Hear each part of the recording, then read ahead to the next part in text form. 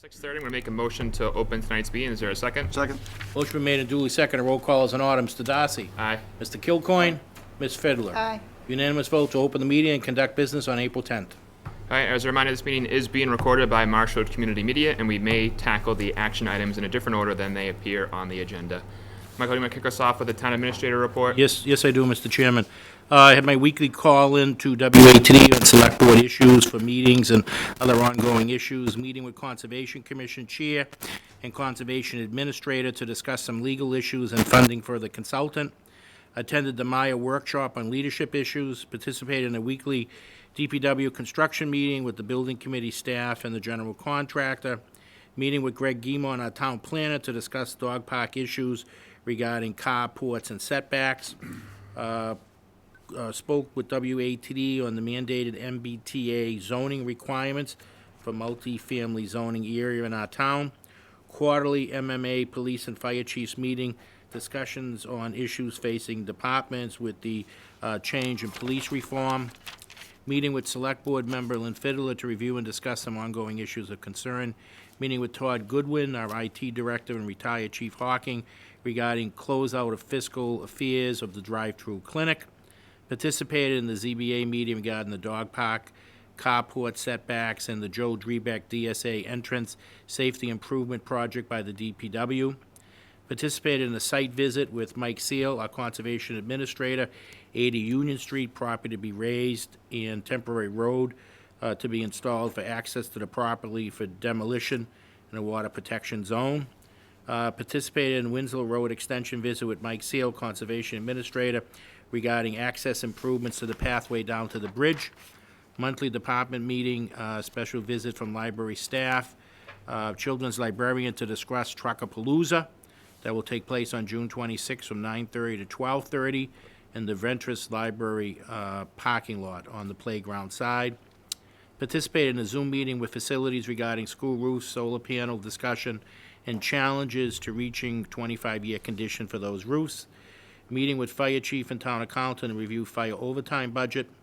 Lunch meeting with select person Mr. Kilcoyne regarding ongoing issues of concern such as MPTA zoning. MCM taping on MBTA issue and zoning. Participated in the Revolutionary War 250 Special Commission meeting, moving to identify burial locations in our town and the properly identify over 300 potential veterans that served in the Revolutionary War.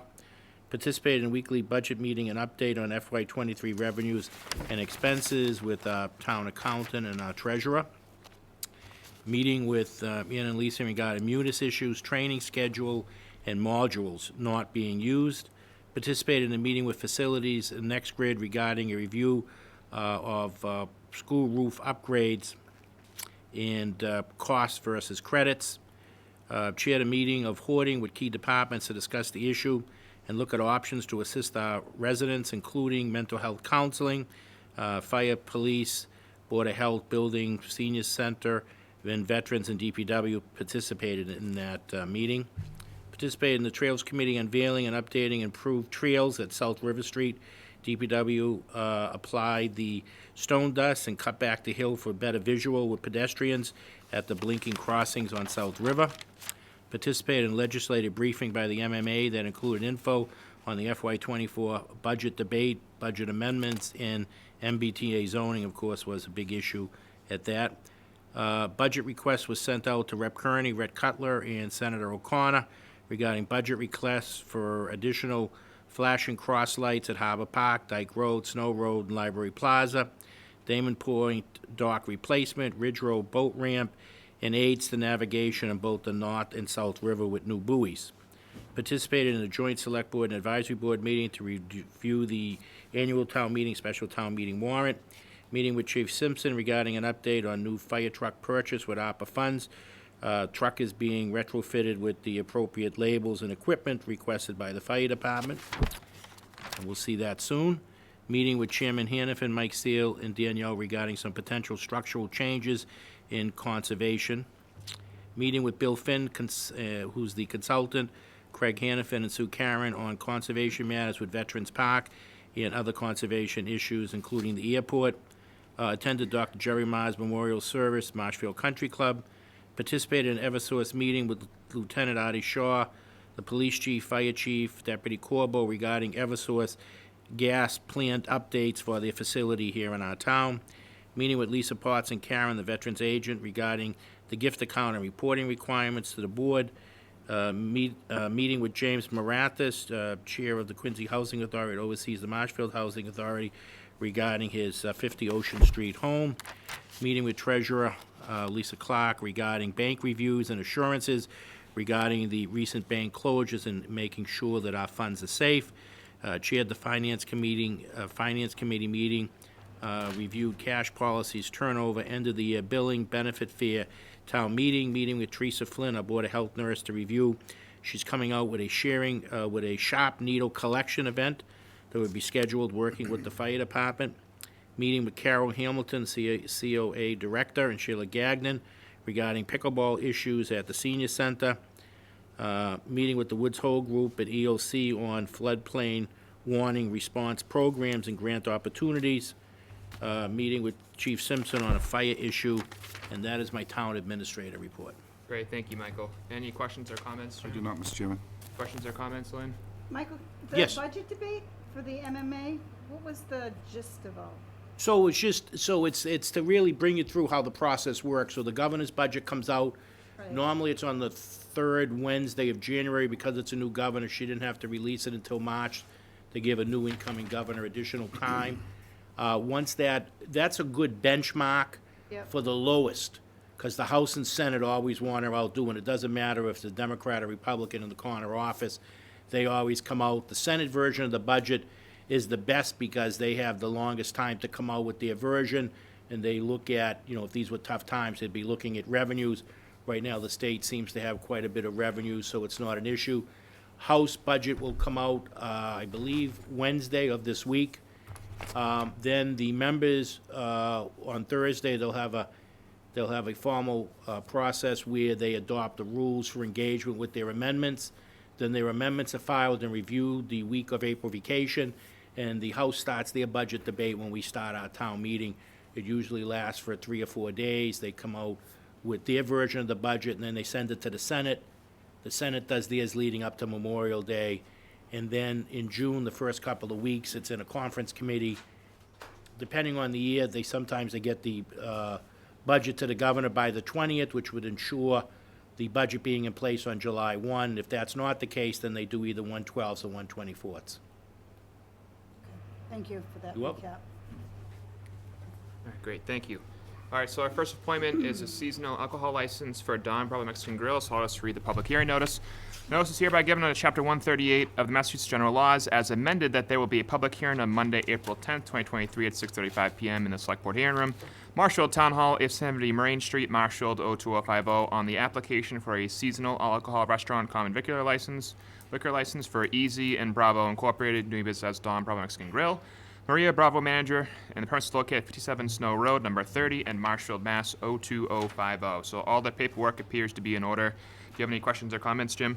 I have not read it through. I do not have any questions or comments. Everything seems to be in order. Thank you, Mr. Chairman. Great, thank you. Any questions or comments, Lynn? No. All right, we get some brief respite from malt margaritas. So I'll make a motion to approve a seasonal all-alcohol restaurant common liquor license for Easy and Bravo Incorporated, doing business as Don Bravo Mexican Grill, Maria Bravo, manager.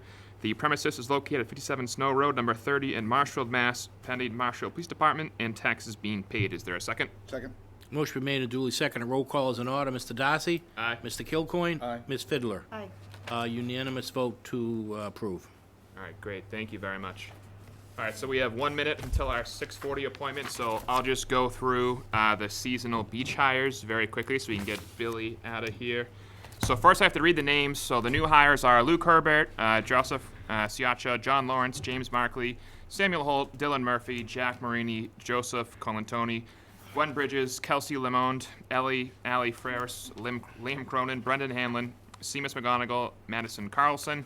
And then I have to read the rehires. Lifeguards are Mitch Davis, Connor Merrick, Ashley Brennan, Liam Healy, Mackenzie Murphy, James Murphy, Anthony Melander, Kylie Norellis, Marianne O'Donnell, Nicole Murphy, Megan Conley, Dylan Ward, Kara Leahy, Emma Conley, Amanda White, Charlie Simpson, Riley McNeely, Jay Vigilante, And the parking, snack bar, work crew, etc. is Gabriella Silvera, Michael Marini, Brennan White, Dylan Tran Faglia, Megan Clardy, Susan Sloan, Andrew Braithwaite, Nathan Zimmer, Kristen Gonzalez, Siobhan Keene, Norman McGilvery, Caitlin Kalbachek, Elias Horn, Joseph Corbell, Rachel Murphy, and Stephanie Scalia. Is there anything you wanted to add, Billy? Nope, just looking forward to a good summer. Thank you, guys. It's a good crew. Any questions or comments, Jim? Just quick, I want to thank them all for coming back and helping keep our beaches safe and keeping the snack bar open. And I did notice this is a sizable crew. Is this fairly normal, Yeah, Lieutenant? it is. There's 34 returning and 15 new hires that we're recommending. It also should be noted too, the 15 new hires are all residents, Marshfield residents, which is good. I think is a good thing. Which is great, and I did notice some of these people are in this third, fourth, fifth, sixth, and seventh year coming back, so that's wonderful. Positive signs of a good operation, they say. That's what they say. Thank you, Mr. Chairman. Thanks, Jim. Any questions or comments? No, Lynn? thank you, Lieutenant Thank Sullivan. you. Have a great, safe summer, All right, if we ever get there, we're gonna try. hopefully. Yeah. All right, I'll make a motion to approve the names that were read into the record as new hires, as well as new hires as seasonal beach employees. All the applicants have had a background check and appear to be in good standing. And all lifeguard recommendations have their certifications or are in the process of obtaining as a condition of their employment. Is there a second? Second. Motion been made and duly seconded. Roll call is in order. Mr. Darcy? Aye. Mr. Kilcoyne? Aye. Ms. Fiddler? Aye. Unanimous vote to approve. Thank you. Thank you, Lieutenant. Yep.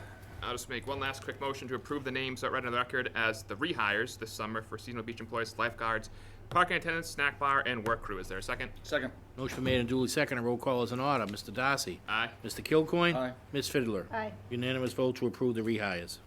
Awesome. All right, our next appointment is with Chief Simpson for an MIH update. Hey, Chief. Thank you. Ryan Henry with me is going to do the presentation. He's a community EMS coordinator. And we just want to bring everybody up to speed on where we've gone with this community EMS program that the board supported from the beginning. And we started out with a cookout with the veterans, with Karen and Lisa, and with Michael, and it's expanded from there. And we felt it was important to give you an update. And we've transitioned into a community EMS and a mobile integrated health program. So with that, I'll let Ryan take over because he's the expert in this area. So And, I am the community EMS and mobile integrated health liaison and coordinator. So we put together a brief PowerPoint just to kind of get you guys up to speed because things do kind of evolve quickly. So I'm just going to go over really the partnership with the other agencies in town at this point and how integral it is and what we can kind of do for each agency because we all don't give them the exact same service. We're kind of trying to tailor it to what they need and their particular needs for their clientele.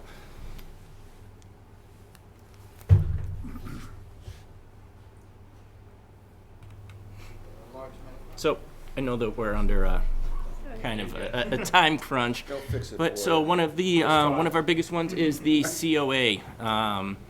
Carol, Lynn, Stephanie have been absolutely wonderful. We started out by doing a vaccination clinic inside of the COA. We vaccinated upwards of 181 people. Those are booster shots as well as first-time shots. We do blood pressure clinics at least once a month. They have lots of services that they do, whether it's bar or Pilates. They like to come in beforehand, take their vital signs, do their workout, and then come back and see where they are post-workout. We do homebound vaccination referrals. Carol will call and say, hey, there's somebody that actually can't make it out of their house. Is there any way you could set up a day to go over there? So we're going into people's homes that cannot leave. We do home assessments to make sure that their home is up to snuff, that they're safe living in it, that they don't need any smoke or CO detectors, that they have fire extinguishers, that they don't need anything from the other agencies in town. We've done a fire extinguisher handout where we did about 78, where we brought them directly to their homes and instructed them on how to use them. So our partnership with the Council on Aging is continuing to evolve with Stephanie. What we're going to try to start implementing, if the seniors would like, is CPR training, stop the bleed courses, which we'll get back to later, and fall prevention courses. All these will be provided through the community EMS program. So Karen and Lisa have been wonderful so far. Once again, a different demographic. These are These are, so once again, it's going to be a different demographic of people. These are vets and their families, so their needs are just a little bit different. This picture was taken when we did a fall prevention presentation. So what we do is we do a whole presentation, and then we can sit down and we can talk with them. It can be an open discussion, so we can see if they have any questions or concerns, anything specifically related to them. We're going to start trying to implement other things, other sit-down lessons, any type of training for them. We also do the same home assessment requests from them, so we can go in, we can look for fall hazards, suggest helpful community resources when necessary, educate residents on disease and medications, and obtaining vital signs while we're there.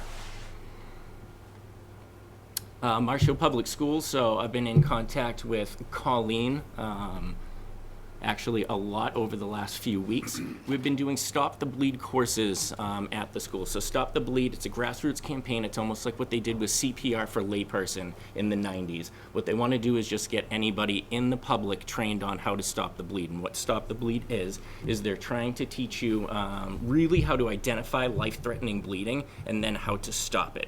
And what that comes with is we're going to do a training session, and then we'll have a practical training portion, and then what we'll move on is to open discussion, once again, any questions or concerns. But what they do come with is we ended up purchasing 30 Stop the Bleed kits. It comes with tourniquets, it comes with gloves, it comes with gauze, everything that you would need to stop major bleeding. And so they have, throughout the Marshfield school system, they have 21 wall-mounted AED boxes, so we'll be able to put a Stop the Bleed kit in with every single AED box, and then the school nurses have 9, they call them go bags, that they bring to any emergency when they have to leave the nurse's office. So a Stop the Bleed kit will also be put in every single go bag, and that is for all of Marshfield Public Schools. Let's see. So what we're trying to do next is we're actually trying to build an education program moving forward that we can go in at the beginning of the year or at the end of the year. And what we can do is we can educate all staff members on what to do in case of an emergency. So what we're going to do is we're going to build in their AED training. We're going to build in so that we can get everybody trained and Stop the Bleed. And then we'll do actual emergent situations and what to do on the school grounds, whether it's in a gym and it's a sport, or whether it's in a shop class, or out on one of the fields. So we're hoping to implement something like that. They're actually doing it down in Plymouth in the next month or so, and we've been invited to go down there, see how they do it. We'll get some good ideas so that way it will solidify what we're trying to do for the town, and then move forward and hopefully implement it sooner than later. Working with Teresa, the Board of Health. She's actually helped us with when we do get our referrals for at-home vaccinations. What she does is she mixes everything up. She allocates the vaccines, and then she does our documentation input. We've done a few different things with her this summer. We actually, at the beaches, we did a little clinic on sunscreen, handed out bottled water, and heat-related emergencies to look for while you're on the beach. So Teresa and I are working towards doing a few more things with the Board of Health, but definitely another great asset. So then we kind of transfer over to mobile integrated health. In the MIH program, we are the first municipality to partner with BI Plymouth, and it's BI Plymouth specifically. It's not BI Boston or one of their satellite facilities. So we are the first municipality to jump on with them. Brewster Ambulance was the first private ambulance company, and we're kind of working underneath their model and their licensure through DPH. So Kate Bentley runs it. She's a nurse practitioner through BI Plymouth. So what will happen, if you want to go to the next slide, it's an integrated healthcare program. It brings care to the community using personalized, high-quality healthcare design. We combine modern technology with time-honored tradition of clinicians providing healthcare at home. We're trying to keep these people from being readmitted into the hospital. So what we do is they're going to find specific patients that qualify for their MIH program, and once they do, they contact me. We go out within 24, 48 hours to see these patients after they're discharged.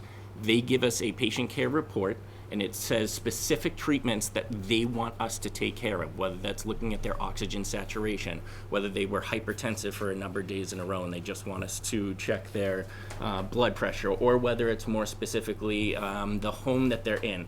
do they have a good support system? Do they have people there to assist them with their medication? If they had a shoulder surgery, are they able to take care of themselves while at home? The whole point is so that they don't get readmitted into the hospital. They want them to stay at home.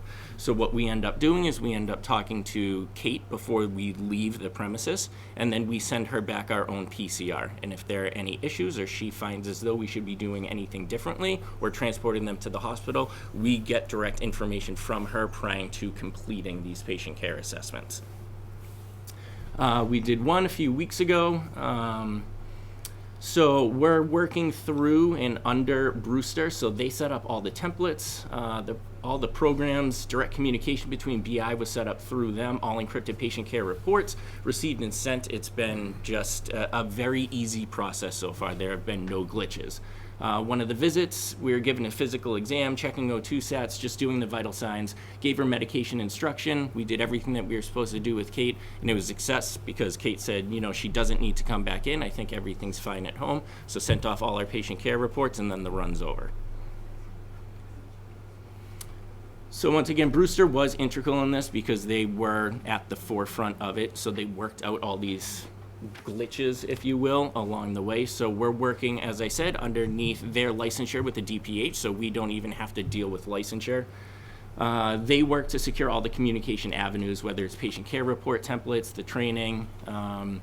We were able to get a 40-hour training program for free through Brewster that they got approved through the DPH. So that's, once again, training that we did not have to create ourselves. It was given to us. 5 of us have taken that training prior to starting the program on March 1st. So just as a summary, this is the Community EMS and Mobile Integrated Health. It's just provided valuable vaccines, education, home assessments, installation of safety equipment. Continues to grow and develop, especially with the other agencies in town. It's getting better and better as we go. It's really targeted care, and like I said, all the agencies are just a little bit different. So it's wonderful to work with them and figure out what they need and what we can provide for them. Awesome. Well, thank you both for the update. You're doing some great work, and this is really important too. We have an older population here in Marshfield, and it's a win for everyone because the hospital gets penalized, but the insurance company, folks get readmitted. So it's definitely great for everyone. So thank you for the great work that you're doing. Absolutely. Any questions or comments, Jim? Yeah, I agree on that, Mr. Chairman. Those first few days are critical for readmission. Correct. What I thought was really nice to see and what you were able to achieve was to get to all the different boards and commissions and the schools together. That's great cooperation. It's a great program for our citizens. Just a couple quick questions. Sure. What do you anticipate your, say, weekly or monthly workload to be, the number of calls? Through the MIH program, right now it is starting off a little slow, which they figured it would be, because even the town of Plymouth, just as reference, so it's a much larger population and community, and where the hospital is in their town, they're doing about 8 to 12 a month at this point. So right now they said don't be surprised if it's only 2 or 3 a month. All right. And then, right now, I know this is a free and non-emergent service which is being funded through ARPA and has no direct impact on the taxpayers. What do you envision for the future for this program? Expansion. Okay. The hospital, we've been in negotiations with the hospital and a lot of conversations with regards to the hospital expanding to outpatient clinics, your dock-in-the-box type facilities, specialists on the South Shore. When they make those affiliations, that just expands our services. So the more that we're going to be doing over time. So right now, it's working out the kinks. So to show that we can do this and to prove that the program works. And then over time, it will expand. That's the only way it's going to work, and it's all hinging on the hospital and their needs. What we want to do is build a solid foundation and work up from there. 'Cause, I mean, there are many different levels of the MIH program you can push to, so we're going to start off slow. We're going to make sure we do it right. We're going to make sure all of our avenues of communication are working, and then we'll build upon that as the program goes on. Just one more, if I may. I think that's great. You start slow, walk, learn how to do it, master it, and then move forward.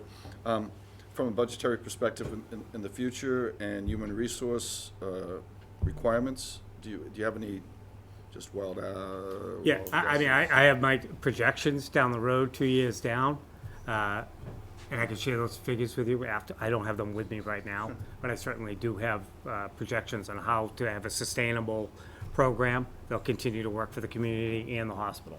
Great. Thank you. I'd like to see those, Chief. Thank you Okay, very much. not a problem. Thank you, Mr. Chairman. Thank you.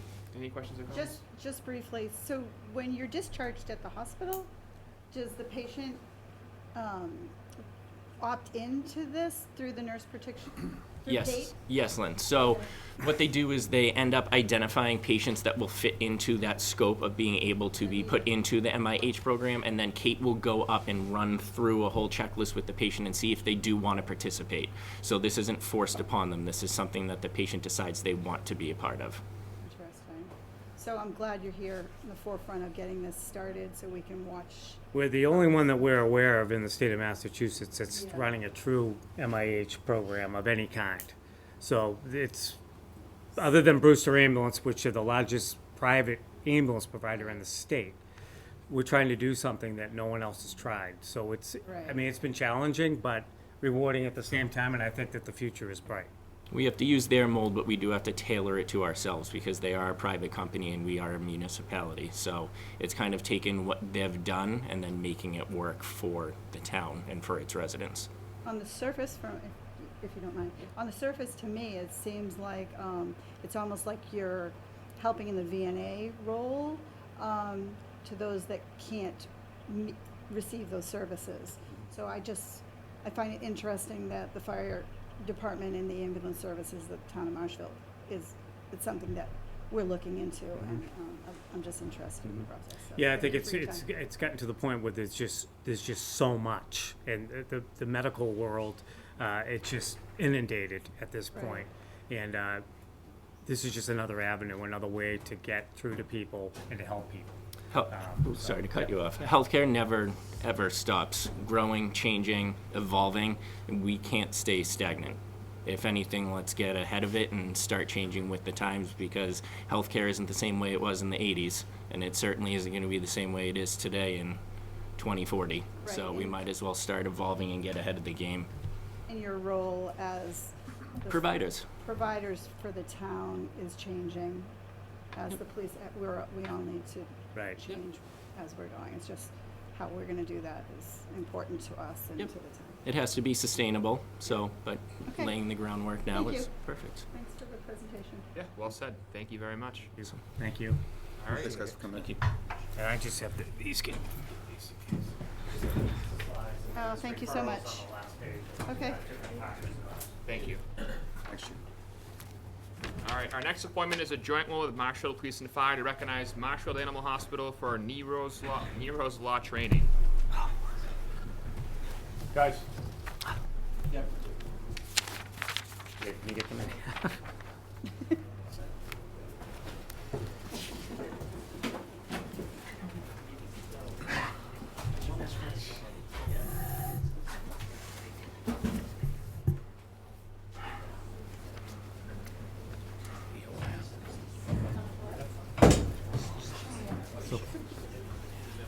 It's okay, I'm not gonna make you stand up there. It's all good. Okay, thanks. Okay. The floor is yours. Yeah. Mr. Chairman, thank you. On behalf of Marshfield Fire and Marshfield Police, happy to be here tonight to talk about the Nero's Law training that we just conducted for all of our personnel. This was a joint venture between Marshfield Police and Marshfield Fire, cooperation with Marshfield Animal Hospital, and you see behind me tonight a lot of their staff, and Dr. Barrow was here, as well as some of our personnel that helped out with the program. A little bit of background, real quickly. Sergeant Sean Gannon of the Yarmouth Police Department was tragically killed in the line of duty while serving a search warrant on April 12, 2018. Sergeant Gannon's canine partner Nero was severely injured, and as a result of the vicious attack, Nero was unable to receive any treatment from EMS personnel on scene. Nero was suffering from life-threatening injuries, did not receive treatment from EMS personnel. At the time of Sergeant Gannon's death, existing state laws prohibited working animals from being treated by emergency personnel, firefighters and paramedics, EMTs. Several ambulances were on scene that day, but they were prohibited from allowing to assist with and provide transport for Nero. 2002, Governor Charlie Baker's administration signed the Nero's Law bill. Law will allow medical personnel to transport and provide emergency treatment to police dogs that are injured in the line of duty. This is very important to us. There was a deadline that was in place for this training to go through, and the deadline was extended an additional year. We chose to make sure that we were at the front of the line and we get this training done as quickly as possible. We couldn't have done this without joint cooperation between fire, police, and the animal hospital, our local partners. It was an incredible program. I learned a lot. I participated in the class. It's required for me, just like it is for every other member of our department. Officer Reedy was on board with us, with Fox. We brought people in from the outside to talk to us about some of their experiences. And it was a fantastic program across the board. I was out of town, and Chief Tavares was able to take part in one of the, we had a little bit of a media day, which, I thought it went really, really well. And I'll tell you, it's an incredible program that's going to continue to expand over time. So the class must be taught by a veterinarian or technician who is credentialed in veterinary technician specialists by the National Association of Veterinary Technicians in America in anesthesia, surgery, internal medicine, or emergency and critical care. Also present must be a large dog, not a police dog, because Fox was there, on which the EMTs would practice landmarking as well as mannequins for backup, and they were able to provide all that. The animal hospital was fantastic. A police canine with his handler must be present. The training for canine EMS is very involved, requires a collaborative effort. And as you can see, just bringing this together, I'd like to thank our personnel for bringing this together. Deputy LaSalva, Dave Laugerblade, one of the lead instructors, and working with Officer Reedy to just get this thing off the ground. And on top of that, recognizing Dr. Barrow and his incredible staff behind us, I also would like to mention that one of his staff members, Erin Slyman, one of his technicians, Erin's right here, she, at the end of the class, she donated 6 kits for us to put on our trucks, and I call them like a resuscitation trauma kit for a canine working dog. And these are the kits themselves, 6 of these, and they're incredible. Dave, can you come up here and explain it? Maybe Erin should. So Aaron was able to donate oxygen masks for us that we can use for resuscitation. We have a hard muzzle that we can use, which for safety's sake, a soft muzzle, a leash. There's also tourniquets that are specific for dogs and animals we use to stop major bleeding. Many of you know, myself and Chief Tavares are big dog lovers, so this was this was huge, big, very important program for both agencies, and we're glad it's in place if something happens, and we're glad that it's going to continue to expand over time. And I think the next level, which sounds like it's going to be advanced life support eventually, and we can't wait to work hand in hand with you guys on that. It's going to be great. I mean, they just did an incredible job. And these 6 kits are extremely important. They're expensive, but they'll do the job if in the event we ever had to use them, this is what we need. And we're extremely grateful for the donation. Awesome. Thank you very much. You have anything you wanted to add, Phil? No, I think he covered it very well. I've known Dr. Barrows for 35 years. He's the best of the best. He's always been a good member of our community, always helping out however he can. He's got a tremendous staff. They treat my dog personally and my dog before the one I have now. I've always been impressed with their operation, as I am with the fire department, and I commend our fire chief and the fire department and Officer Reedy for getting the training up and running. And these dogs, police canines, put their lives on the line every single day, and they save lives. And unfortunately, sometimes they lose their own lives. But we now have the skills and the equipment to help them in a time of need. God forbid that should happen. But I just want to thank everybody that was part of this this whole program. Thank you for the donation, and thank you for the support. Yeah, I think it was a great collaboration, and I've always trusted my dogs with Marshfield Animal Hospital, so you're all certainly in good hands, and you guys are a pillar of the community, so thank you for all you do as well. Anything, questions or comments, Jim? Just quick, they are definitely a part of the team. So it's wonderful that we can acknowledge that we can support them if they do need assistance. I do want to thank Aaron. It was wonderful to do that. And just a quick housekeeping, do we need to formally accept these donations? Here is action item number 1. Action, It's there. perfect. We will do that. Any questions or comments, Lynn? No, I'm just thrilled that this law came in and that you guys were able to capitalize on it and get right out in the forefront. I'm sure Rob feels good about it, and all the rest of the K-9 family feels good about it. They should have the same treatment that the rest of us have. So, good for you. Thank you. You guys want to do a photo? Yes. I think that'd be great. Yes. We'll take a break and do a photo. Perfect, yeah. We do the vote first, or? Oh, they're You gonna. want to do the photo? We'll do the photo now, right? Yeah, we'll get you guys out of here, and we'll do action item number 1 later. How do you want to do this? Probably, that's a good question. Defer. Thank you, I like this. Yeah, there you go. Except when they're on the agenda. Yeah, right.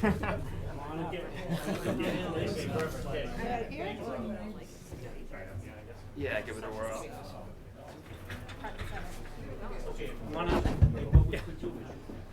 Donator in the middle. Come on up, Aaron.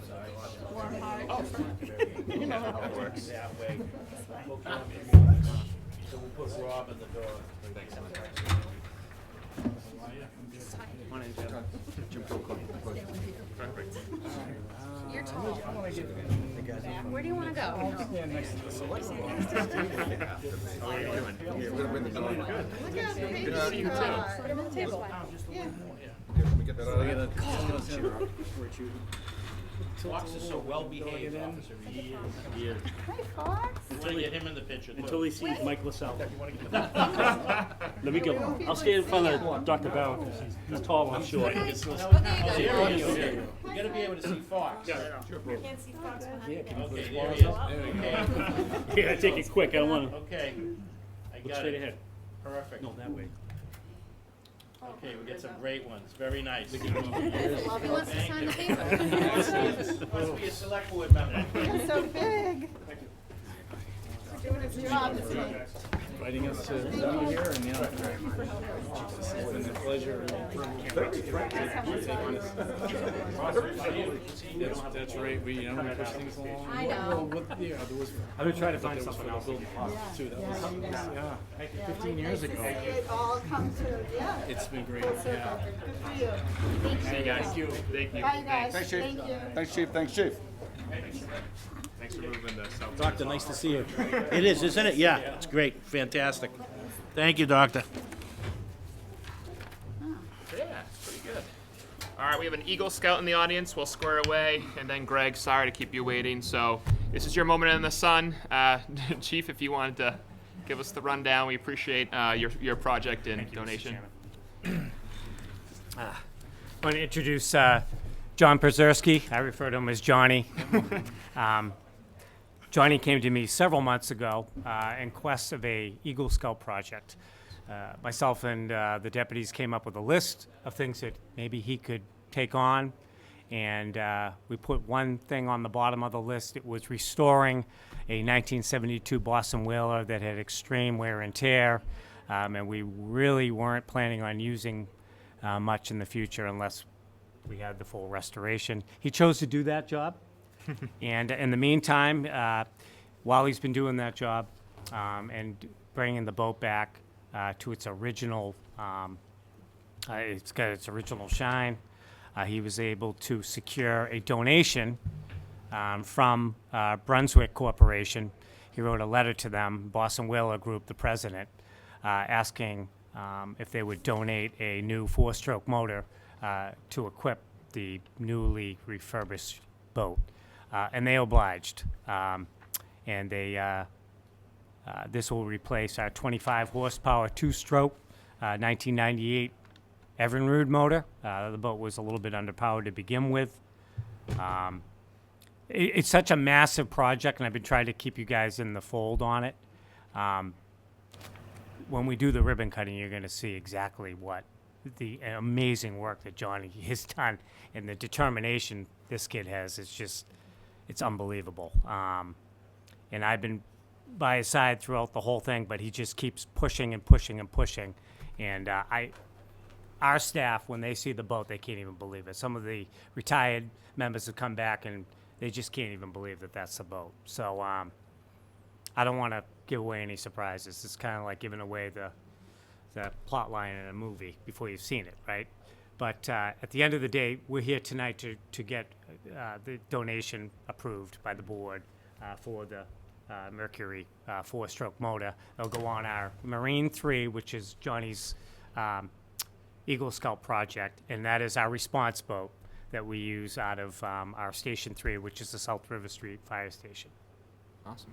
And old whalers never die. They just get better and better over time. And those of us who are into to boats, and we both agreed this is a really cool project if you could pull it off. And amazingly, he has done that. So.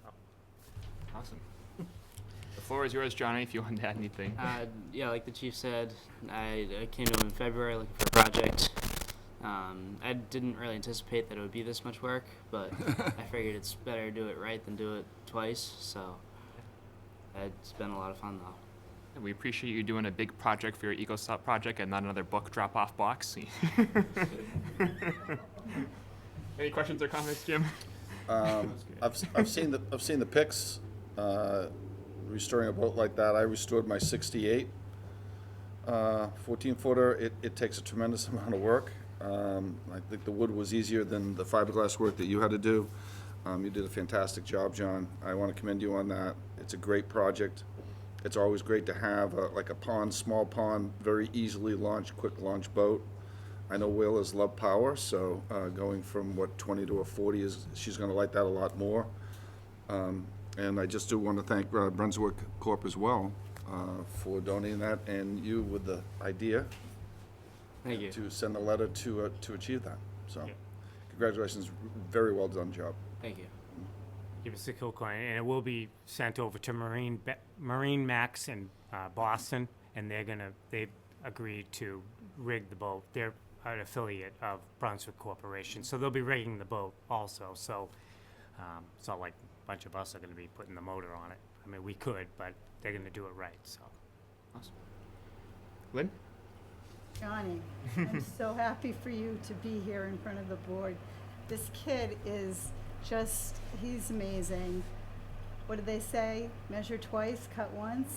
That's a lifelong lesson. I'm not kidding. So congratulations to you. You're a good kid. You're a great kid. Your mom's very proud, I'm sure. And we look forward to seeing that being launched. And you are just the perfect person to do this. And I'm sure you've learned a lot. Thank you. I have. Good for you. Awesome. All right, and to cap this off, I'll make a motion to accept on behalf of the Marshfield Fire Department the donation of a 40-horsepower Mercury boat motor for the fire department marine unit. The motor was donated by Boston Whaler on behalf of Johnny Przerski's Eagle Scout project. Is there a second? There is a second. Motion been made and duly seconded. A roll call is in order. Mr. Darcy. Aye. Mr. Kilcoyne. Aye. Ms. Fiddler. Aye. Unanimous vote to accept the generous donation. Do you want a photo? Sure. you're going to get a lot of Photos. Move the chairs. Get the boat? Appreciate you.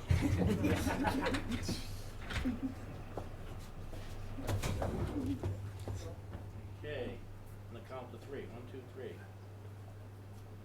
Excellent. Awesome. Thank you. Bye, you guys. Thank you. Thank you. Thanks for coming in, Johnny. You're welcome, Chief. Nice to see you. Not as riveting.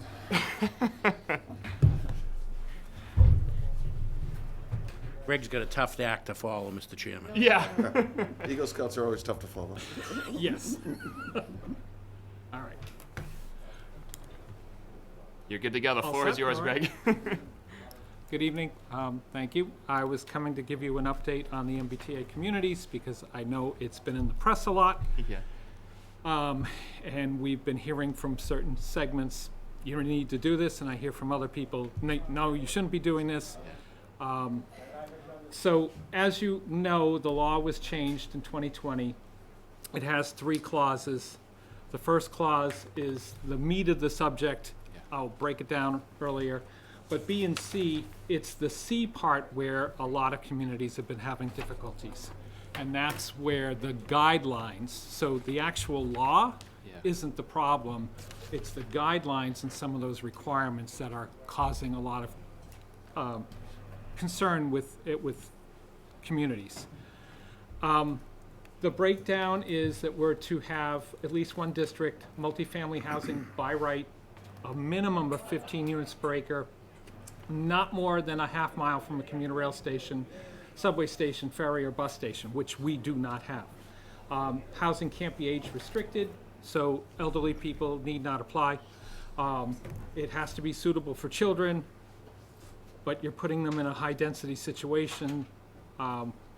I have not seen anything in the regulations. We just recently got a copy of the model zoning bylaw, so we're gonna have to see what they have for playgrounds and other things for children.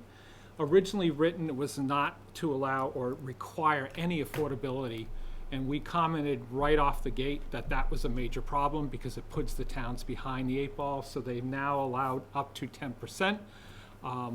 If you saw the Globe, Lexington is going forward with theirs.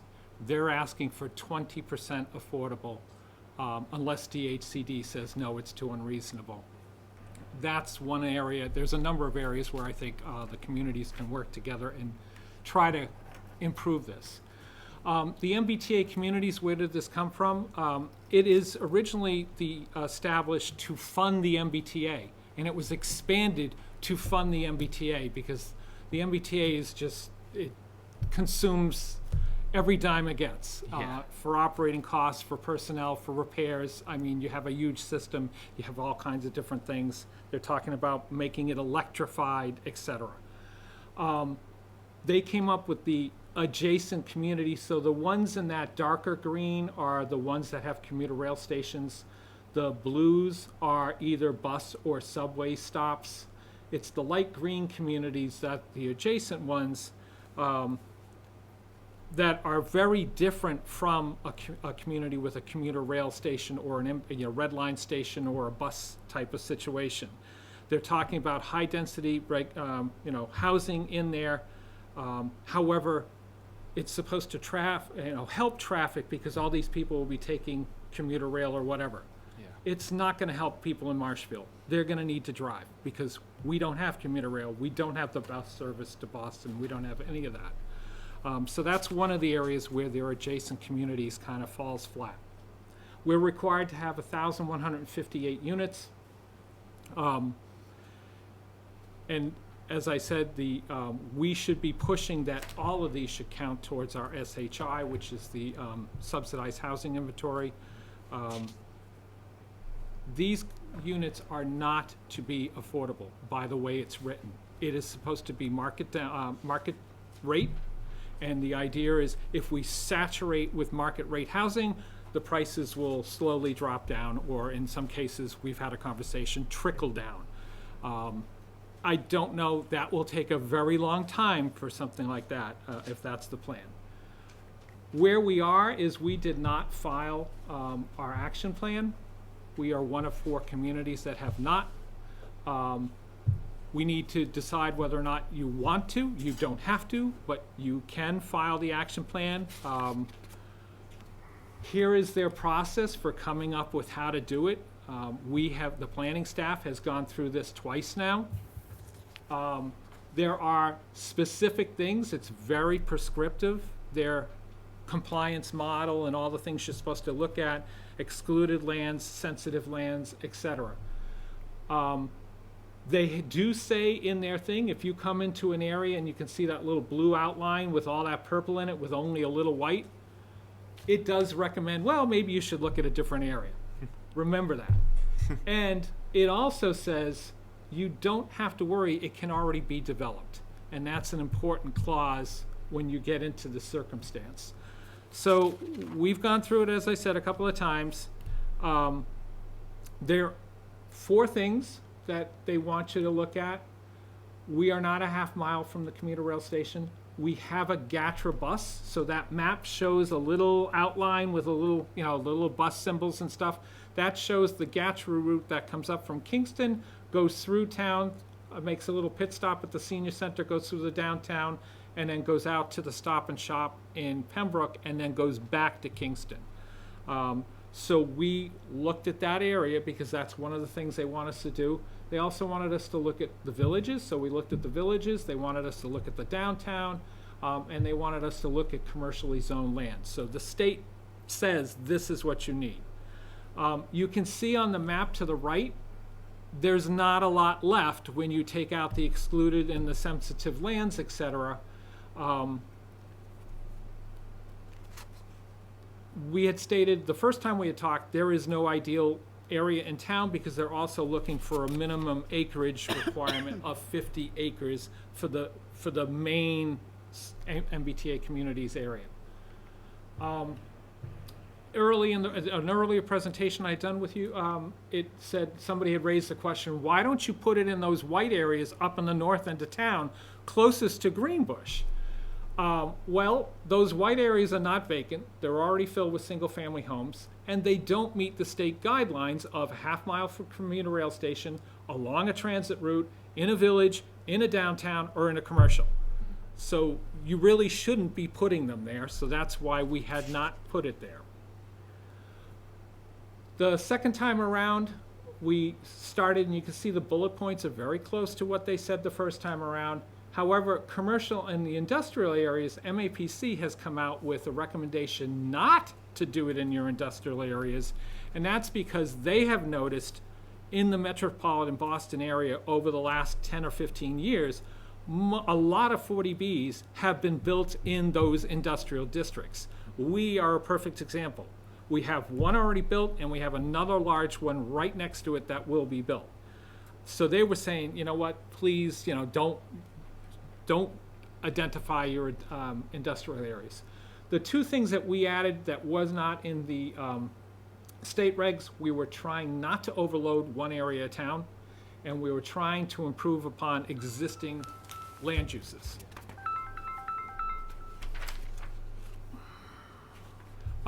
So we took the B2, which is District 1, on the north side of 139 from School Street over to the high school where that Granite, Furnace Brook intersection with Granite is to the far right. We looked at that district.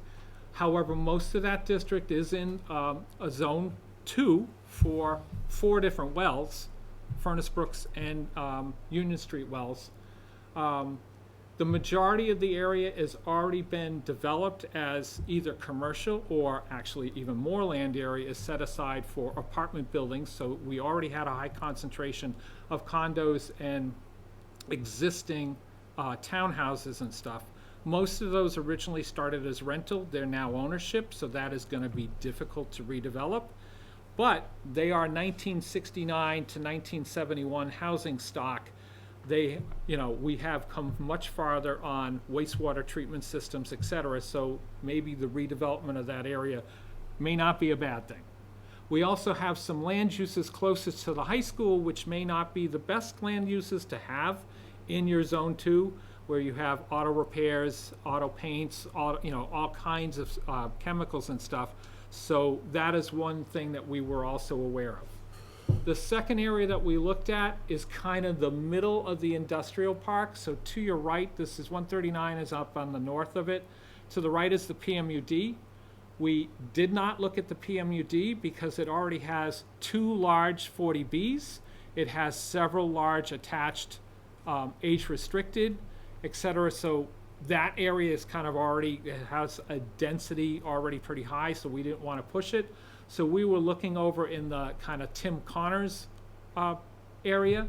However, you have a Coldwater Brook going right up the middle of that. Again, so there's sensitive areas, there's excluded areas. It's not going to be an easy site. It's also in the middle of the industrial district, and it would chew up half of the industrial district in order to fit the minimum requirements of the 50 acres. The last area we looked at, closer to the downtown, because when we looked at the downtown, Library Plaza is pretty much chewed up and excluded. Even the Star Market and stuff, there is not enough land area available. If we go a little further out to the lumber company, all the way up to Walgreens, and then back, including the 40B, Marinus Hill, which is already developed, so we could count it, we could get like 51 acres. However, it does include some of the single-family houses on T-Rock Lane, et cetera, so and we do have some sensitive and some excluded lands in there, so those are kind of the pluses and negatives on that. I wasn't gonna say to you guys have to do this or that. It was basically, if the town decides, and I take this as a political and legal question, not a planning question, if you wanna go with having the action plan filed, we should work on that Zone 1 area. That's the area we should designate in the action plan to work on. But I would also recommend, and this is not gonna be quick, this is their new sample zoning. It's 51 pages long for the district. This is gonna take a little bit of work. We're gonna spend a lot more time with the mapping and stuff because we have to submit our mapping to them first and they have to accept it before we go forward. So step 1 is we map out the area, we get all the kinks out of that. Step 2, we draft language, we submit it to the MBTA. If they like, or I should say DHCD, if they like it, then we come back and we go to what I'm shooting for, and the reason I put it as April 2024 annual town meeting. I don't want anybody caught by surprise. When is this gonna happen? It's not gonna happen next town meeting. There's a lot of work, but we are shooting for the April. And that allows us the fallback of the fall town meeting in an emergency if we have to, because we have a December 2024 date to get this zoning in place if we decide to go with it. So that's kind of the update for you, where we are, and not to dump it on you, but to, it's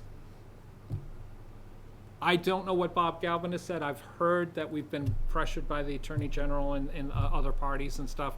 I've seen the Globe. There was a planning conference. We were identified as one of the gang of 4 type of thing. And my position is we have not said no. Yeah. We have said we are looking at it and we're working on it. And that's where we were at the moment. Yeah.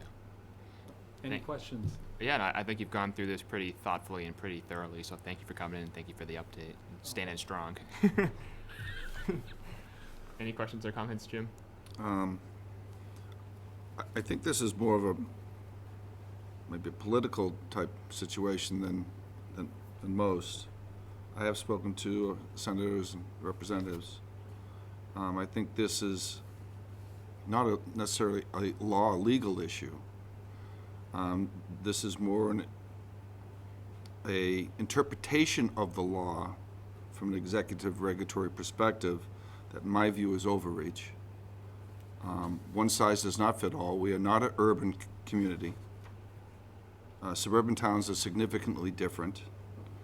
We're not served by the MBTA. I am glad that you're able to get affordability added into it. And I think there'll be more things played out at the Senate level, the House level, regarding this action as we move forward. I know all our senators and representatives are concerned. So that's kind of where I am on this. I do want to thank you for this. I know we've had multiple public meetings to make sure the public has been made aware of this. I've attended some, watched some, so I think there is pretty strong public awareness of this. The nuances of it, I'm not so sure about. Yes. Especially the extra, how many pages? 51. Yeah, so I will return to my time. Any questions or comments, Lynn? Yes, if you don't mind. So the action plan itself is a working plan. It's a draft going forward after it meets the criteria through, the MHP. Is that Well, correct? that starts So their I- review type of thing of Right. it. And it's, the reason we held it the first time is because they wanted us to identify an area. And I did not feel comfortable that we No. had enough public outreach and stuff to identify an area, just kind of drop it on people. Right. We have looked at some of the other submittals, and They're vague. extremely vague. Yeah. No details, I probably should not have been as concerned as I was, but I'm glad we did it this way because at least we've given the town the opportunity to say, this is coming, we need to talk to our reps, our senators.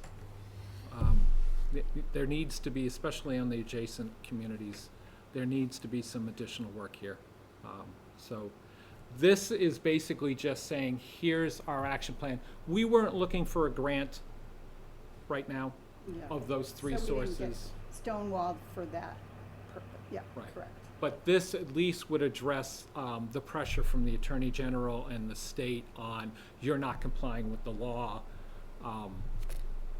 And I agree, it is. So that's, I'll leave it at that. Regulatory overreach, I think. If you don't mind, so it's, from my standpoint, as a voting member of the select board, I feel comfortable that you've put the legwork in, that you've identified an area. Is it great? No, I think it's not even close to great. But we're further along than we were a couple months ago. You've been able to check off a couple of the boxes.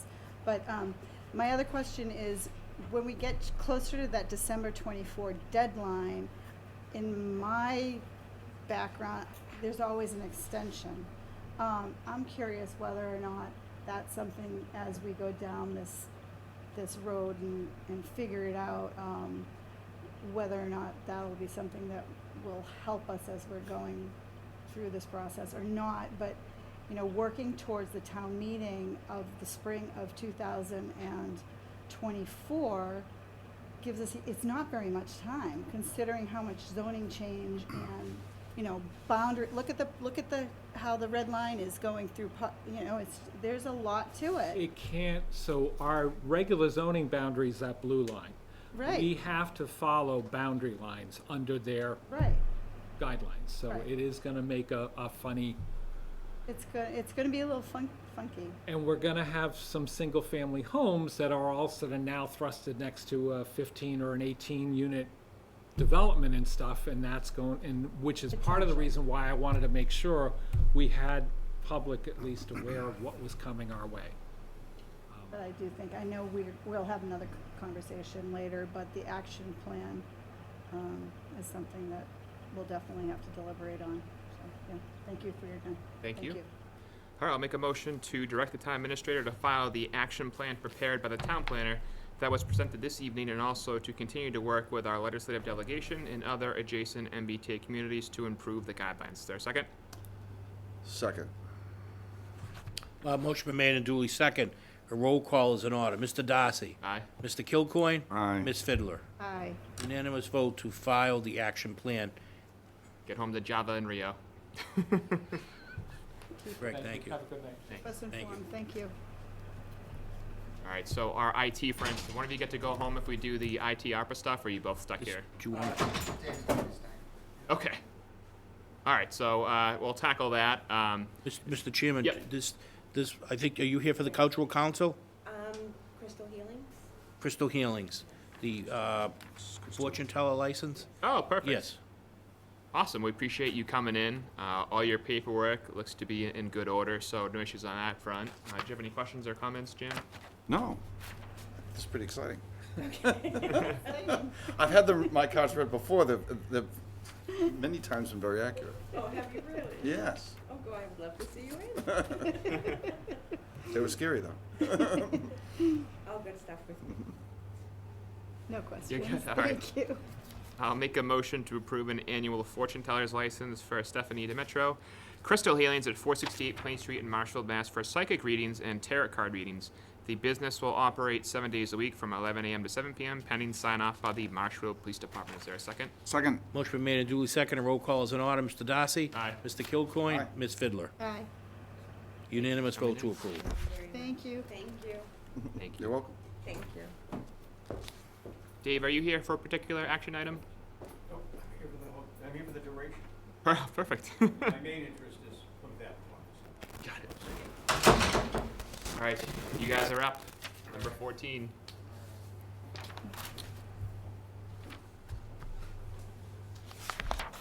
Just you. All right, so it seems they make a lot of sense. It seems like a good investment for security upgrades and some, definitely some technology upgrades that we need too, and it puts us in compliance with our insurance policy. So, if there's anything else that you wanted to add. No, it's a lot of it's required. At least most of it's required. The rest is really good to have. So. Great. Questions or comments, Jim? Well, anyone that's had a breach to realize how much of a nightmare it is. Expensive. They're expensive to fix. Also, there's a lot of data that could be compromised. That might be confidential, important data. Technology moves very, very fast. So what someone might say, geez, you might have just done this X amount of years ago, but think how often you buy cell phones or any computers or different things. This is ARPA money, correct? Yep. Yeah, it is ARPA money as well. So I think it's a good project moving forward to make us, the town system, more secure. Thank you.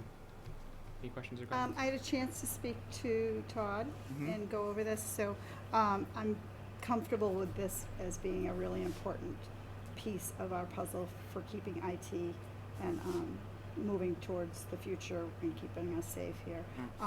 $194,832.63, a 3-year. Yeah, Viper. The next gen antivirus is Yeah. required by MIA Yeah. for cyber insurance. So, and that is 3 years. Yeah. Okay, very good, thank you. Awesome, thank you. All right, I'll make a motion to approve the request to spend town ARPA funds for the following IT projects: server license, security upgrades to the servers hosted on site, along with cloud antivirus software and disaster recovery backup to be in compliance with the MIA's cybersecurity insurance and security accountability door scanner access. Is there a second? Second. Motion been made and duly seconded. Roll call is in order. Mr. Darcy? Aye. Mr. Kilcoyne? Aye. Ms. Fiddler? Aye. Unanimous vote Jay. to approve. Thank you, guys. Great, thanks, Thank Kevin. you. Thank you. Thanks, Jay.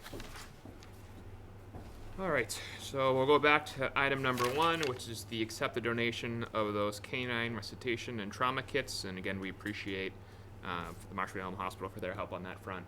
As well as me recommending it to be put on the agenda. Yeah, exactly. Yeah, we would have missed that. Any questions or comments, Lynn? No. All right. I will make a motion to accept the donation of 6 custom-made canine trauma and resuscitation devices donated by Aaron Slyman, one of the lead instructors for Nero's law training. Aaron is a veterinary technician at Marshfield Animal Hospital. Is there a second? Second. Motion been made and duly seconded. Roll call is in order. Mr. Darcy? Aye. Mr. Kilcoyne? Ms. Fiddler? Aye. Unanimous vote to accept the canine trauma resuscitation. All right, great. Next up, we have 2 benches being donated for the front lawn of the police station, and it's a nonprofit group called Team Edna, and we certainly appreciate the donation. You have any questions or comments, Jim? I'd like to just thank Mr. Crowley. It's very nice to honor your sister and other people that have been lost in this town to cancer. It's a terrible thing. And I'd also like to thank the Police Relief Association for their help and donation as well. Well said. Any questions or comments, Lynn? No.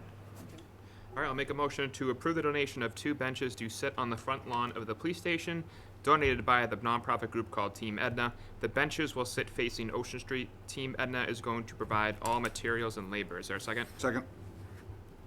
Motion been made and duly seconded. Roll call is in order. Mr. Darcy? Aye. Mr. Kilcoyne? Aye. Ms. Fiddler? Aye. All right, great. Next up, it's kind of ties into our appointment with Greg. It's just a discussion and vote to file an action plan for MBTA communities with the state. Do you have any questions or comments, Jim? No further from what we discussed. Great. Any questions or comments, Lynn? Nope, I'm all set. All right, I'll make a motion to direct the town administrator to file the action plan presented and prepared by the town planner. The town will continue to work with our state legislators and other adjacent communities, non-station communities, to improve the DHCD guidelines. Is there a second? Second. Motion been made and duly seconded. Roll call is in order. Mr. Darcy? Aye. Mr. Kilcoyne? Aye. Ms. Fiddler? Aye. All right, great. Next up, we appreciate Amanda stepping up to serve on the Cultural Council. Jim, you can let us know how many vacancies we have. Yes, they've actually gone down, which is really exciting. Since we posted, Michael was kind enough to post on, what is it called? We have it on the main page of the website and Town Hall Tidbits. And we have that every week in there. Jenna is in charge of the project, and she sends it out every week, and she adjusts as we feel. We're getting a lot more people. I've met with a few of our residents to talk about time, how time-consuming some of them are, what they actually do. We've asked for the committees to send us a little explanation, and we're adding that in, so that when someone clicks on, say, Cultural Council, it will have a little couple of sentences saying what they do. They know what their goals are. Yep. They know what their mission statement is. So if someone goes online, they just don't see a commission or a board. They see exactly what they would possibly be volunteering for. That's great. And we're, it's still significant. We're down to 15. I think we're up to 23 or 22. 23, At one time, so we're getting there. Yeah, absolutely. Thank you. Jim. Any questions or comments, Lynn? No, I had a chance to speak with Amanda, and she's really excited about this new role. And if you look at her resume, quite impressive. She's got a master, I believe, Master of Arts, and she's going to be a Very nice qualified. addition to Yes, this. she will. Yeah. So keep the ball. We need more. Yeah, keep the momentum Folks like going. that. Yeah, exactly. So good. Be a great fit. Yep. All right, I'll make a motion to approve the appointment of Amanda Davis to the Cultural Council for the remainder of a term of 3 years. Is there a second? Second. Motion been made and duly seconded. Roll call is in order. Mr. Darcy? Aye. Mr. Kilcoyne? Aye. Ms. Fiddler? Aye. Unanimous vote to approve Amanda Davis to the Cultural Council. All right, next up is a discussion and vote on participation in support of the national opioid settlements. Michael, do you want to set the table? So this is a continuation. As you know, the town's involved in the opiate lawsuit. We've already started to get small amount of money back, paid over the next 20 years. The next facet of that suit is the board has to take a vote, then we'll do up the minutes and I'll send them to the law firm, and we're gonna expand to CVS, Walgreens, Walmart, Teva, and Allergan, which are other pharmaceutical companies that sold those drugs. So we'll be adding that, and we'll be able to participate. In the packet I supplied everyone, it shows over the period of time how much money we'll eventually get by adding these additional groups. Awesome, thank you. Any questions or comments, Jim? No, Chair. Any questions or comments, Lynn? No, sir. All right, I'll make a motion to approve participation in support of additional opioid settlements from the following companies: CVS, Walgreens, Walmart, Teva, and Allergan, through the National Consortium's opioid litigation. Is there a second? Second. Motion been made and duly seconded. Roll call is in order. Mr. Darcy? Aye. Mr. Kilcoyne? Aye. Ms. Fiddler? Aye. Unanimous vote to approve participation in those additional stores. All right, number 9, in a moment, I'll make a motion to table this, but Michael had some really good updates for us. We wanted to tackle that. Thank you, Mr. Chairman. Just very quickly, in the absence of our treasurer not being here, one of the things I asked the treasurer to do, and that was to reach out to our banks after we saw those banks collapse. I think it's very normal for people to wonder, are our funds safe? And yes, she had reached out to all of our bank accounts and made sure that we had FDIC insurance and we had DIF, which is the other portion of that insurances. And for some of the banks that we have the larger amount of money, there's a leveraging. So like with Leader Bank, where we have a large chunk of our, we refer to as park cash, and some other stuff, we have an assurance agreement with another bank that backs up that bank. So I just wanted the board to be aware of that, that we had done that for for every one of our banks that we have. And in your packet, you'll see that there are letters back from all the banks. So the treasurer collector sent a letter, said, town administrator, and town board of selectmen are concerned, in light of, can you respond back? And, they tell us that we're covered by DIF, we're covered by FDIC, and the assurance on the Leader Bank. So I just thought tonight it would be important to let residents know town's funds are all safe. Yeah, absolutely. Thank you, Michael. Any questions or comments, Jim? Did you say we're tabling this?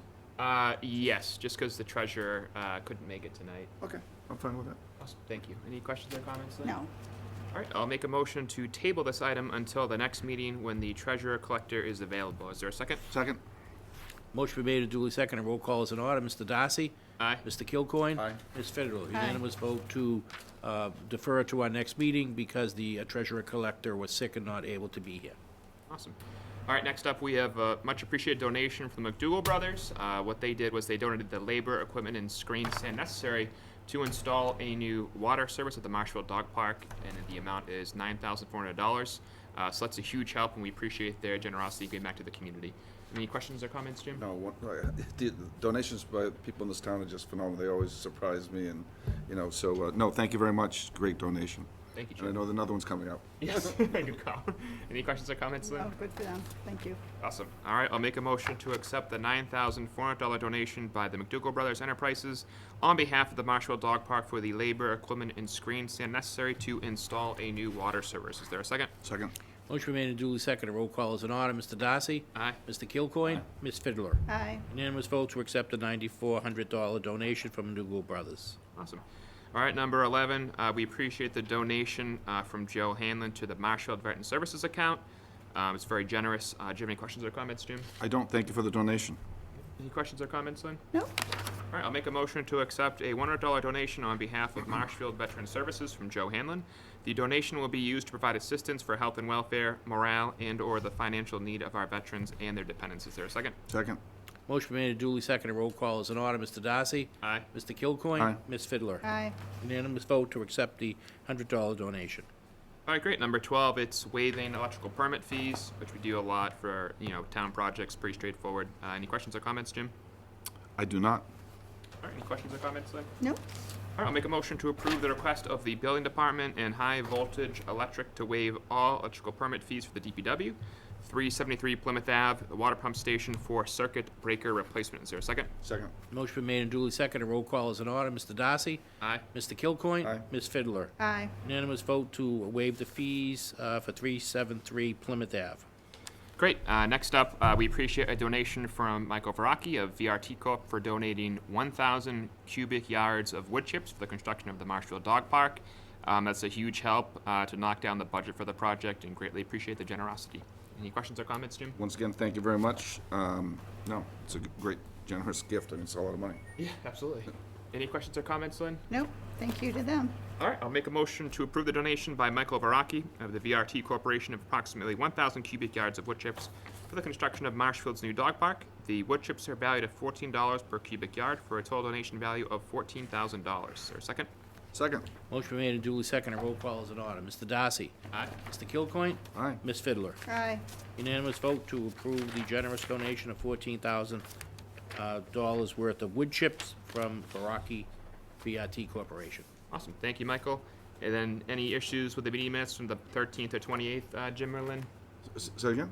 Any issues with or questions for the meeting minutes from the 13th? Oh, meeting minutes. No. Yeah, okay. Nope, we're set. All right, I'll make a motion to accept the meeting minutes from our March 13th as well as the March 28th, 2023 select board meetings. Is there a second? Second. Motion made and duly seconded. Roll call is in order. Mr. Darcy? Aye. Mr. Kilcoyne? Ms. Fiddler? Aye. Unanimous vote to accept the minutes from the two previous meetings. All right, and I'll make a motion to enter executive session, not to return to public session. Is there a second? Second. Motion been made and duly second. Mr. Darcy? Aye. Mr. Kilcoyne? Aye. Ms. Fiddler? Aye. Unanimous vote to go into executive session and to adjourn from the executive session.